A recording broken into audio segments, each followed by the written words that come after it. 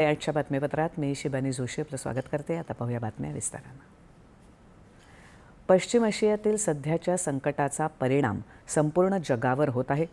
तेलाच्या वाढत्या किमती आणि जागतिक अनिश्चिततेच्या पार्श्वभूमीवर पंतप्रधान नरेंद्र मोदी यांनी नागरिकांना इंधन वापराबाबत संयम आणि काटकसर करण्याचं आवाहन केलं आहे.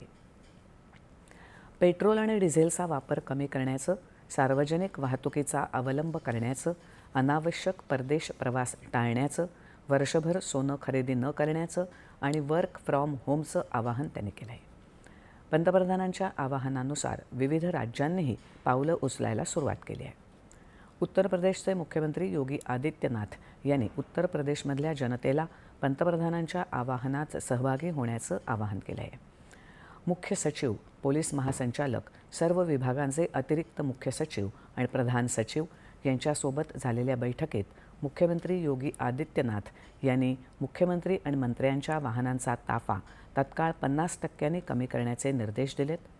मध्य प्रदेशचे मुख्यमंत्री डॉक्टर मोहन यादव यांनीही मध्य प्रदेशातल्या नागरिकांना राष्ट्रीय हितासाठी पेट्रोल आणि डिझेलचा वापर कमीत कमी करण्याचं आवाहन केलं आहे. ताफ्यामध्ये कमीत कमी वाहनं ठेवण्याची आणि दौऱ्यात वाहन रॅली बंद करण्याच्या सूचना दिल्या आहेत.